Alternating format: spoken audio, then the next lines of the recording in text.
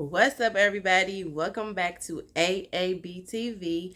And y'all, our favorite show is back, Abbott Elementary. And I'm so excited. I've been waiting on this since the end of season one. I love this show. I have every single episode I've done review or recap, however you want to call it. And I have enjoyed this thoroughly, especially because I too work in a public school system and I just can relate to a lot of these things. And as I've said it plenty of times before in previous videos, no, I am not a certified teacher, but that is on the way. I currently work as a pre-K assistant teacher, and it's an elementary school. And like I said before, I can relate.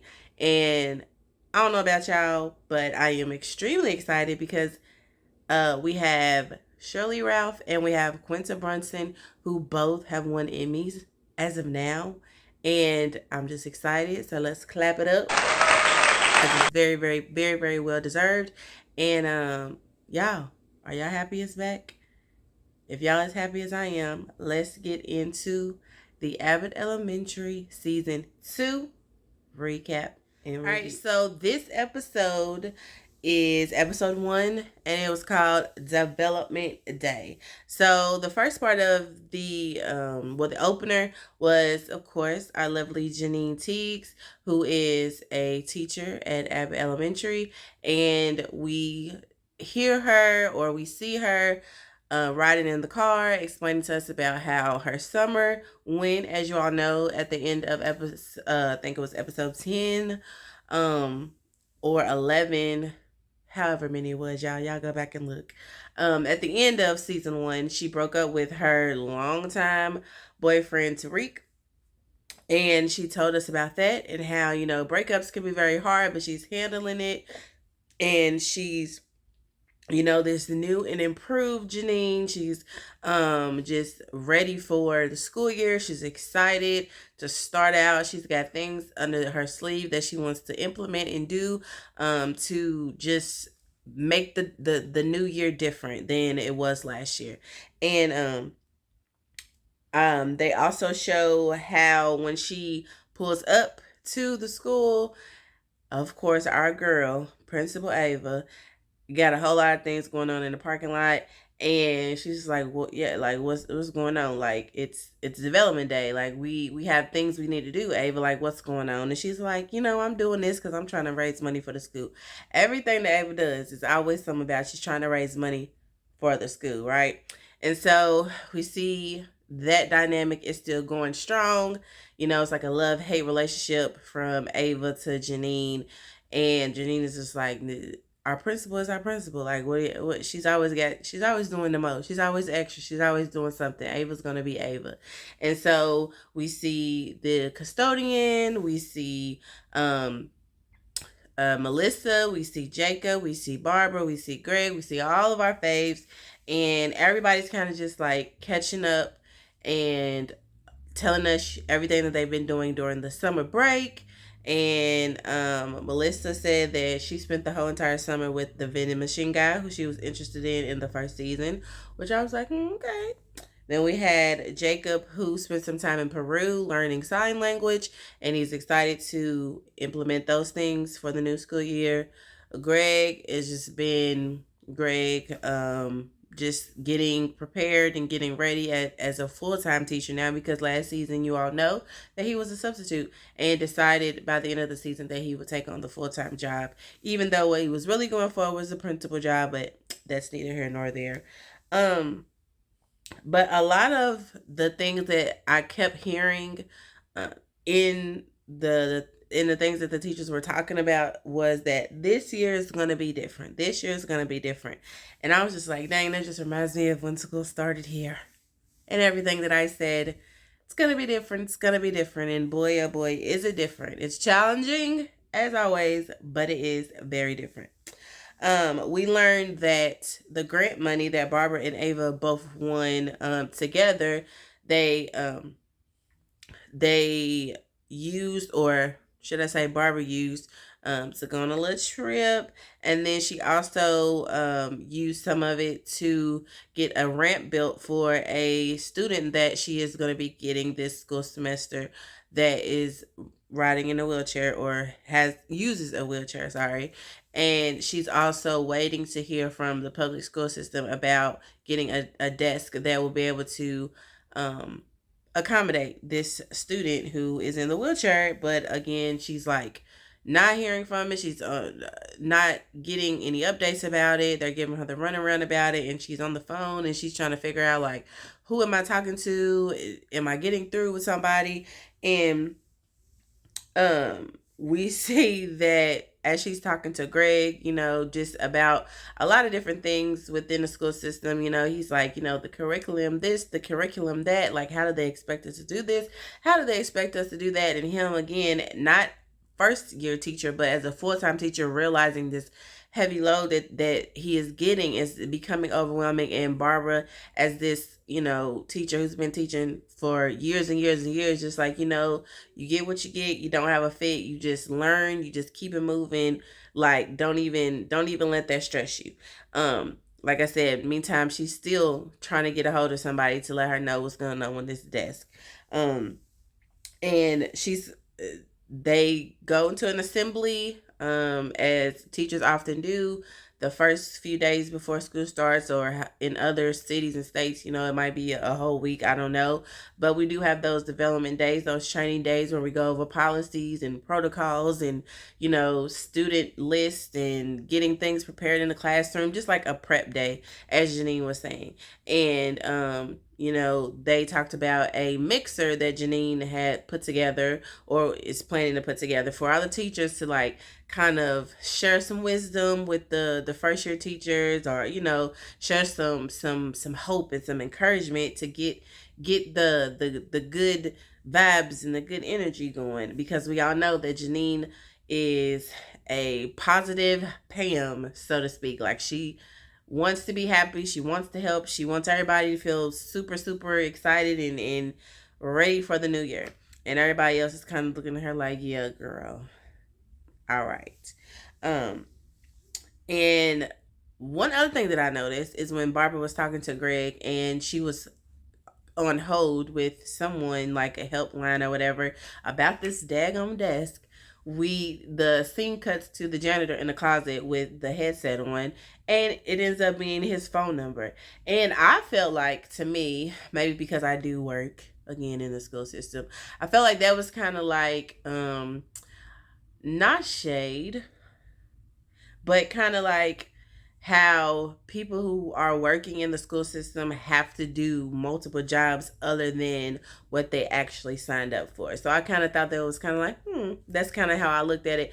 I mean, there's teachers that have to be janitors because we're so short staffed. There's bus drivers, or that have to go and be monitors sometimes. There are teachers that don't have assistants that have to like work together in combined classes, which is what Melissa's gonna have to do this school year. And it's just like, again, they mentioned because of the shortages. And I tell you what, every day there is a shortage somewhere in the school system, in this city, in this county, or whatever. Even today we talked about shortages on buses and how students have to be like 3 to a seat because they have like 5. They're in need of so much help. There's teachers who quit over the summer, there's teachers who've retired, there's teachers who've gone to different counties, there's teachers who just decided, like, I just need a break, I'll be back next semester. So it's just like, shout out to all y'all out there, all the staff, everybody. It's a whole, just sometimes it can be like a whole big old mess. But for the ones who stay and are dedicated, shouts out to y'all. So after that, we see Janine and Jacob.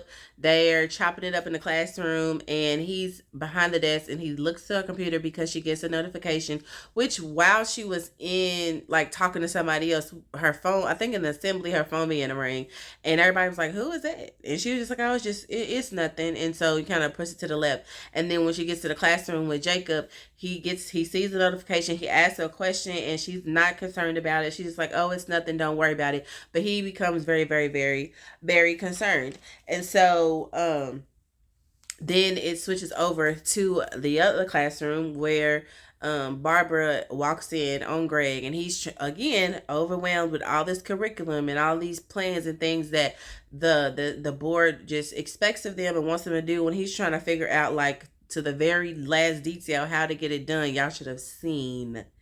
Y'all should have seen how extravagant his plan was and all the things that he did. It was amazing. But like Barbara said, like, what if you get off 1 millisecond of this plan? What's gonna happen then? You have to account for the unexpected things. They may give us all of these things that we have to do, but they're not here in the classroom. They're in the office somewhere, and we're here in the thick of it. And a lot of things go wrong, and we have to pivot, we have to adjust, we have to adapt, we have to change things up because, somebody may not understand something. Somebody, may get sick. Somebody just may be running amok in the classroom, and you got to discipline them. Like, it's just all sort of different things. And I was like, if she is not speaking facts, I don't know what she's speaking, because you can plan,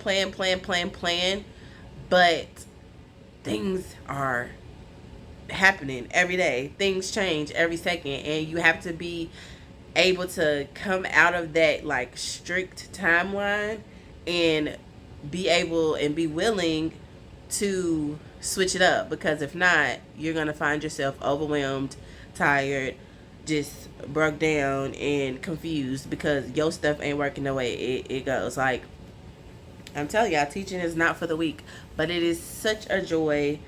I love it, love it, love it. And a lot of people just don't understand how we can work with kids all day.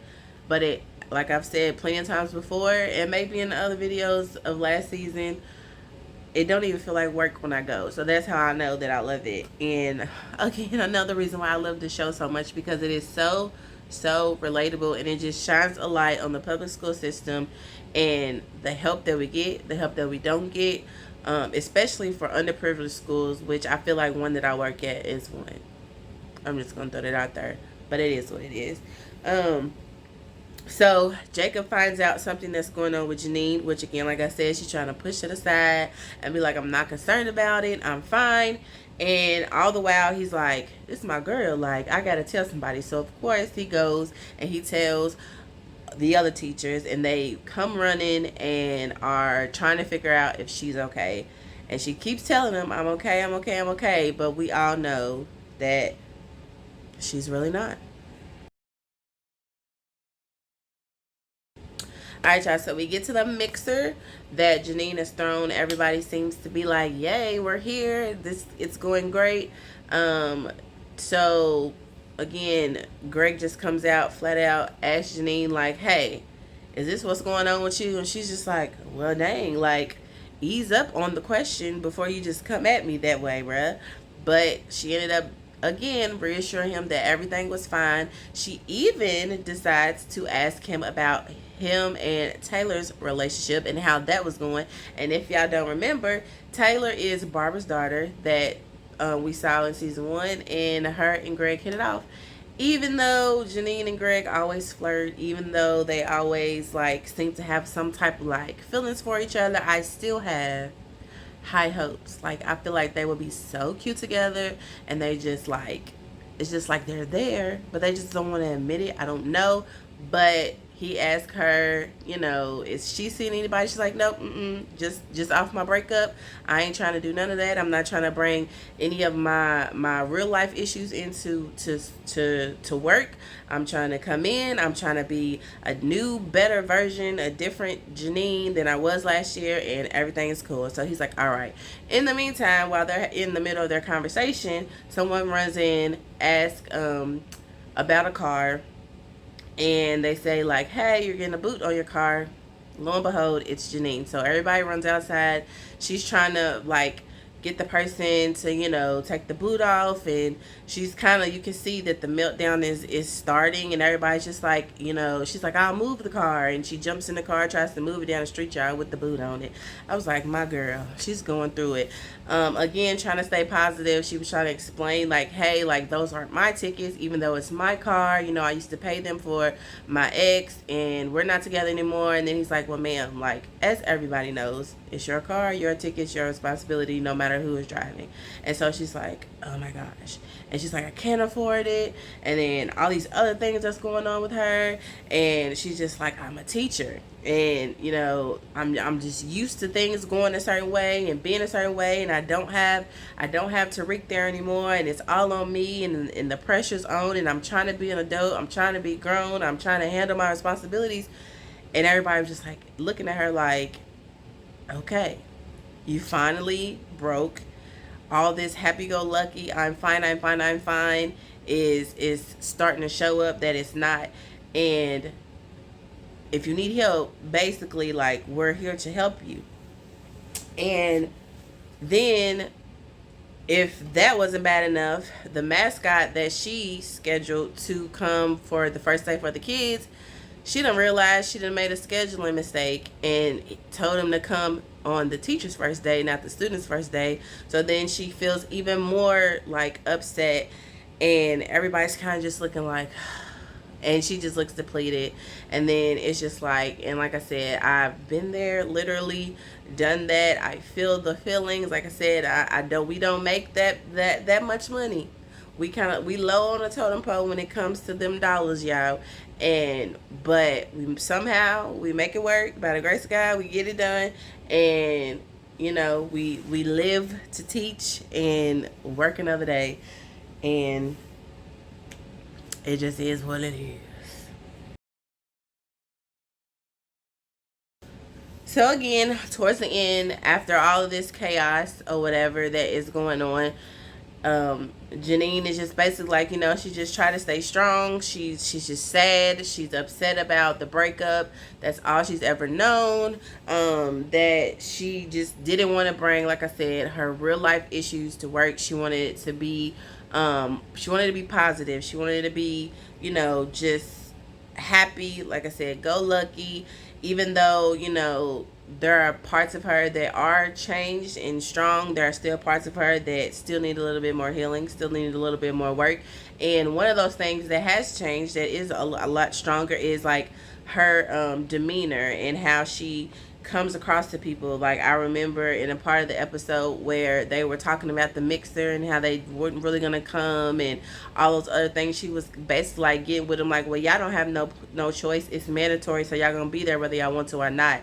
And Melissa and Barbara was kind of looking at each other like, oh, okay, she got a little pep on still, like she ain't playing. And if y'all remember, when on the last episode, she kind of got stern with the kids, and Barbara was kind of looking at her like, yeah, now you get it. So she's able to stand on her own. But again, there are still parts of her that because of this breakup and a lot of responsibilities that she has now, it's kind of weighing her down. And like me, like, she wants to, or she thinks that she has to put up a front and wear this mask like everything's okay and deal with everything silently and by herself. But that's never the way to go. And that's basically what they were telling her, like, putting on a mask and putting up this front, it never works. Like, eventually it's gonna come off, eventually you're gonna break down, eventually the real's gonna come out. And like I said, the teachers are giving her advice and letting her know that she'll be okay. In the meantime, Barbara finds Greg again, and he's just sitting there looking disheveled, talking about how he, missed the mark on some part of the scheduling that he was trying to do for this curriculum yet again, and how he's just trying to, like, make sure that he does a good job and is putting his best foot forward. And Barbara's like, hey, you're making the best of what you can. You're doing what you can. Just as long as you're showing up, as long as you're trying, as long as you're putting forth an effort, it's okay. All that other stuff, you will get it done. All of those other things, don't worry about it. Don't stress yourself out about it. Basically, like, look at me. I've been here this long and I'm fine. You have to understand that, you know, things are not always going to go the way you want them to, but as long as you are trying, as long as you get what you get and you don't have a fit, and you understand that, you know, they may promise us all of these things and we may never get them. Just like I said before, she's not getting this desk, but even still, she was like she said, I'm taking the good with the bad and finding the silver lining in things. And even though I didn't get the desk, I got the ramp, so there's something there. You know, I'm working towards something, but I already got something else that I didn't have before. So I'm trying to, you know, like I said, just have this positive outlook on everything. um and so after that, we see that it's the first day of school. All the students are coming in. We see there is a student that Jacob is talking to using the sign language that he's learned over the summer. We see the child that Barbara has that's in the wheelchair coming up the ramp. We see a lot of the kids that are coming in for Melissa's class that is from a charter school. They rent out a room, and so it's like more third graders. And you know, she has, like I said, she, because of teacher shortages, she has to combine with another teacher in a classroom. So she's, you know, getting those kids in line and introducing herself to them. And that was pretty much how it went. Pretty much, like, to me, to be all the way real, um, basically how the school year has gone so far, or how the weeks prior to the first day of school for students go. Go in, you do what you got to do, prep the classroom, you get everything done, and in comes the kids. And it's just like, woo, it's a whole just random mess, and all things are working together. One quote that I really, really enjoyed and really liked that Barbara said was, "You can't do it all, but we do what we can." And that just really spoke to me. I don't know why, but it just touched my little heart. And I don't know who that's for, but it's all right that you can't do it all. You do what you can. And again, like I said before, you live to teach. You live to do whatever you got to do the next day. And I still have hope for Janine and Greg, y'all. I'm gonna throw that out there. I feel like something's a buzzing, something's a brewing, and I'm gonna be all the way here for it, just to let you know. So yeah, y'all, I hope you guys enjoy this video. Come back next week when we will do another review of Abbott Elementary. And remember, can't do it all, but you can do what you can. Peace.